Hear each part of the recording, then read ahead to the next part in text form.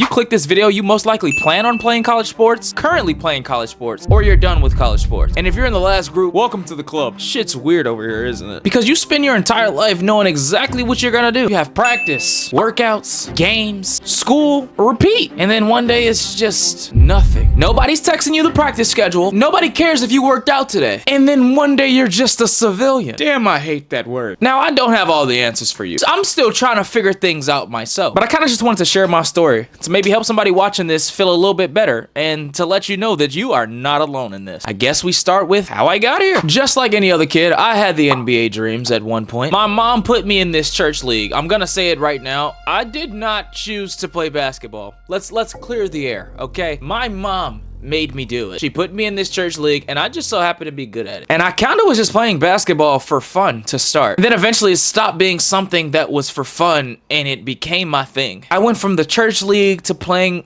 AAU. Everybody knows what AAU is. Kinda how I probably cooked my knees. We'll get to that in a second. But this is one of the first AAU teams I played for. Yeah, that's me right there in the back. Don't talk about my head. My mom used to cut my hair. She used to give me that ball fade. I know. That was one of the first and only AAU teams I played with in middle school. Transition into high school is where I started to take things more serious. I got to high school and I was a freshman on the varsity team. That's me again.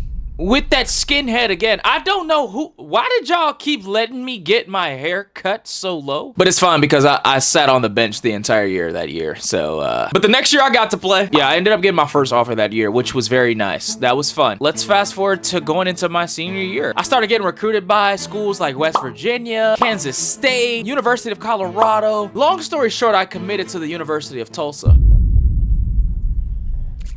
Yeah. Let's talk about that for a second. It was COVID. COVID was definitely a fever dream, so can't really tell you much about that experience, but I ended up riding the pine again on the bench. You know, now that I think about it, I don't really want to talk about that. So let's just fast forward to the actual thing so I can get to the point of this video. Fast forward, I went to NIU, and boy, oh boy. I'm just gonna let the highlights do the talking. Like, y'all knew I wasn't gonna go this entire video without showing you some highlights. Then I would just be all talk, no ball. I know that's not the saying, but I would literally be all talk and no bite. Like, I still said that wrong. I was pretty decent at what I did. And that NBA dream started to become a little bit more realistic. When you play sports at that level, and especially for that long, I'm unk. It kind of becomes your whole identity without you realizing. When people ask, what do you do? Easy. Basketball. How are you paying for school?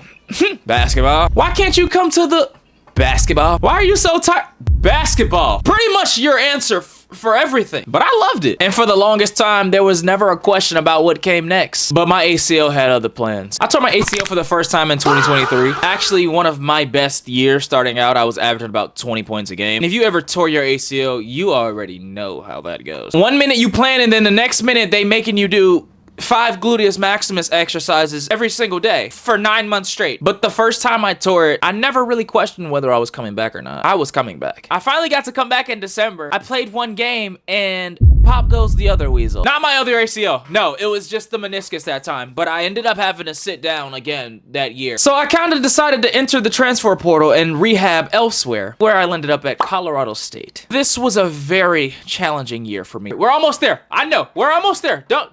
I have to tell you this shit. You know, I was kind of shaken up by the injuries, if you want me to be honest. So as I was still trying to shake back, I kind of struggled up and down that season. Long story short, there were some games where I had some really good games, but there were also games where I did not touch the floor. And we went to March Madness, and I couldn't be more grateful for it. And then I transferred again. You guessed it.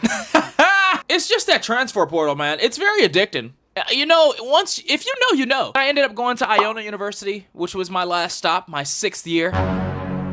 Yeah, 6th year. I kind of gained my confidence back. I ended up starting again. Kind of struggled up and down during the season. And then in January, you guessed it, pop goes the weasel again. This time, the right ACL. I know, can't catch a break, right?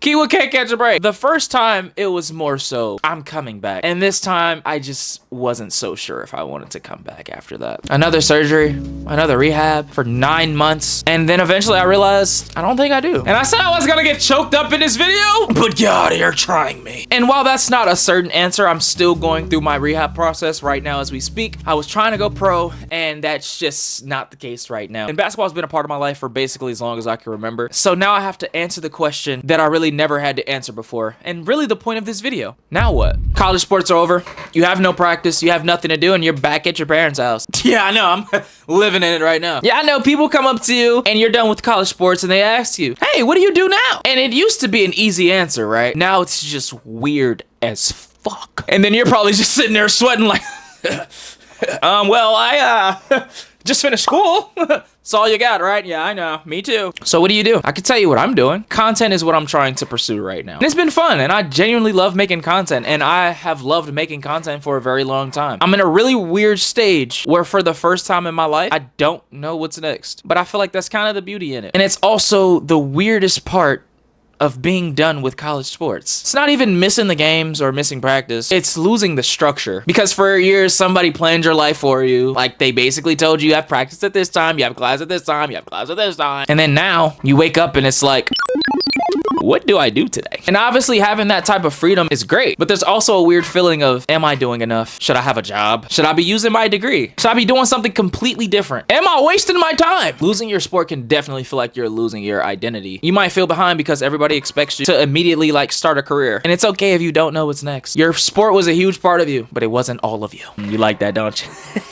I'm sorry, y'all know I'm not a motivational speaker. I can relate to you, but I'm gonna do it in a very joking way. I've learned that being an athlete isn't just about the sport. It doesn't define who you are. There's more things in life than just playing your sport. Try shit. Find new hobbies. Find new interests. Give yourself some grace is the biggest thing. Give yourself some time. Don't compare your timeline to anybody else's. Because one thing that I'm realizing is that everything that you built through your sport doesn't disappear just because you aren't playing it anymore. The discipline, the relationships, the memories, the confidence, even dealing with some failure. That shit follows you. You just have to figure out where to put it next. I don't think that next has to come immediately. And that's probably something I need to hear myself. So what do you do when college sports are over? I don't know. And I know that's probably not the answer you clicked on this video for, but that's kind of the point. I'm still figuring it out too. And right now I'm making content, rehabbing my knee. I'm trying new shit. I'm figuring out what I like. I'm figuring out who I am when basketball isn't attached to my name. And maybe 6 months from now, I'll have a completely different answer. And if you're watching, oh God, shit.